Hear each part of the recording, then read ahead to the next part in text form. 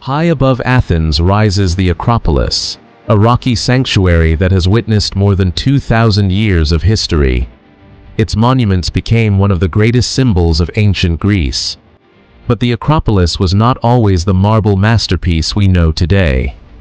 Long before the classical period, this hill was already an important center of life, power, and worship. The rocky summit was naturally defensible, making it an ideal place for an early settlement. Over time, walls, buildings, and sacred spaces transformed the hill into the heart of ancient Athens. During the Mycenaean period, powerful fortifications protected the Acropolis. These ancient walls remind us that the history of the sacred rock began centuries before the age of Pericles. As Athens grew, the Acropolis became increasingly sacred. The goddess Athena became the city's divine protector, and temples dedicated to her rose upon the summit. Then came the Persian invasion. In 480 BC, Persian forces captured Athens and destroyed much of the Acropolis. The sacred buildings were left in ruins. After the Greek victory, Athens rebuilt. The destruction created an opportunity to construct something greater, a monumental sanctuary that would reflect the power and confidence of the city.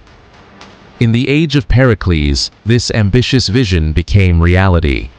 Architects, sculptors, and thousands of workers transformed the Acropolis into one of the greatest building projects of the ancient world. Marble was carefully quarried, transported, and shaped by highly skilled craftsmen. Every column, block, and sculpture required extraordinary precision and experience.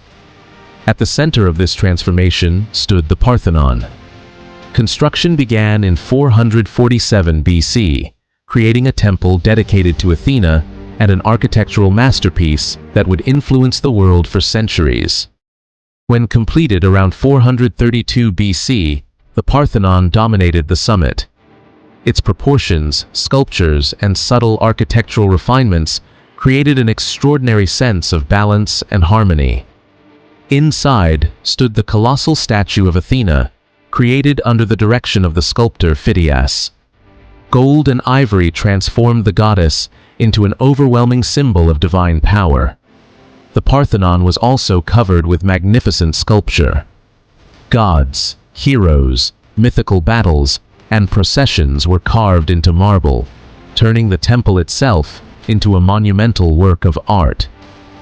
Visitors approaching the summit passed through the Propylaea, the monumental gateway to the sacred precinct. Its imposing architecture announced that they were entering a very special place. Beyond the gateway, the visitor entered the heart of the Acropolis. Temples, statues, altars, and sacred buildings surrounded the path toward the great sanctuary of Athena. On a small platform stood the Temple of Athena Nike.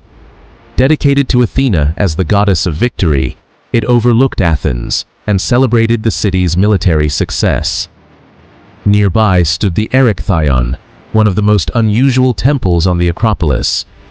Its complex design reflected several ancient traditions and sacred myths connected with Athens. Its most famous feature is the Porch of the Caryatids. 6 sculpted women appear to support the marble roof, combining architecture and sculpture in a remarkably elegant design. Centuries later, Athens became part of the Roman world. The Acropolis continued to be respected, although its buildings and surrounding landscape gradually changed with the passing of time. The Parthenon itself was eventually transformed into a Christian church. Ancient architecture was adapted to a new faith, and the temple entered another extraordinary chapter of its long history. Later, under Ottoman rule, the Parthenon became a mosque. A minaret rose beside the ancient temple, showing once again how the monument had been transformed by changing civilizations. Then, in 1687, disaster struck. During a Venetian siege, an explosion inside the Parthenon caused enormous destruction, leaving the temple permanently damaged. Through the following centuries, the Acropolis continued to suffer from damage, weathering, and the removal of ancient sculptures. Yet its importance only grew as interest in classical Greece returned. Today, specialists carefully preserve what remains. Archaeologists, architects, engineers, and conservators use modern techniques to protect the ancient marble and restore damaged sections. And as the sun sets over Athens, the Acropolis still dominates the city skyline. After wars, destruction, and countless centuries, the sacred rock remains a powerful symbol of human creativity and of a civilization that continues to inspire the world.